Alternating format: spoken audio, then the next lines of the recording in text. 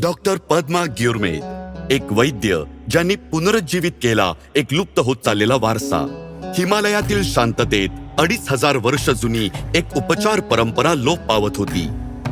सोवा रिग्पा, नाडी तपासून आजाराचं निदान करणं, दुर्मिळ औषधी वनस्पतींनी उपचार करणं. डॉक्टर पद्मा ग्युरमेद यांचा असा विश्वास होता की काही परंपरांचं जतन करणं अत्यंत महत्वाचं आहे. सोवा रिग्पाचे जतन करण्याचा त्यांचा प्रवास अगदी लहान वयातच सुरू झाला. ते अनेकदा आपल्या वडिलांना औषधे तयार करताना आणि लोकांवर उपचार करताना पाहत असत. त्यांनी सोवा रिग्पाला निवडलं नाही, सोवा रिग्पाने त्यांना निवडलं. सुरुवातीला त्यांना ते शिकण्याची इच्छा नव्हती, पण त्यांच्या वडिलांनी त्यांना समजावलं. डॉक्टर ग्युरमेद यांनी आपलं जीवन ही चिकित्सा पद्धत वाचवण्यासाठी समर्पित केलं. त्यांनी सोवा रिग्पावर अनेक पुस्तकंही लिहिली, पण परंपरा वाचवणं सोपं नसतं. सुरुवातीला ही सिस्टम पुन्हा उभी करणं खूप अवघड होतं. आपल्याच लोकांना पटवून देणं की हा भारताचा वारसा आहे खूप घुसमटवणारं होतं. विद्यार्थ्यांसाठी सोवा रिग्पा हा शेवटचा पर्याय असे. आमची परंपरा लोप पावत होती. पण त्यांनी हार मानली नाही.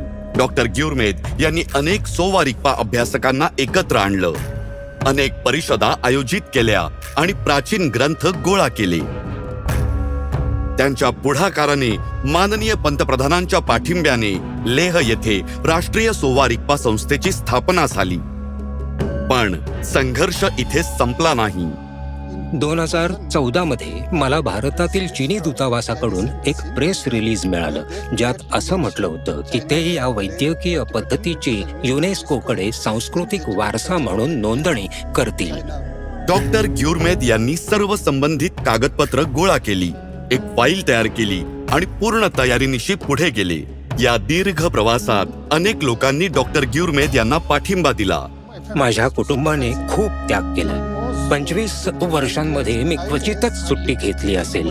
जेव्हा माझे वडील निरोगी होते तेव्हा ते मला म्हणायचे, मेडिसिन बुद्ध तुझ्या सोबत आहे. जर तू चांगलं काम केलंस तर एक दिवस तुला नक्कीच यश मिळेल. आज एक नवीन पिढी या प्राचीन ज्ञानाकडे परत येत आहे. डॉक्टर ग्युरमेद यांच्या अथक प्रयत्नांमुळे सोवा रिग्पा केवळ टिकूनच राहिलं नाही, तर त्याला एक नवीन जीवनदान मिळालं. एका वैद्याच्या मुलापासून ते भारतातील सोवा रिग्पा सूत्रधारापर्यंतचा प्रवास खरोखरच प्रेरणादायी आहे. डॉक्टर पद्मा ग्युरमेद, पद्मश्री 2026. कोटी कोटी नमस्कार.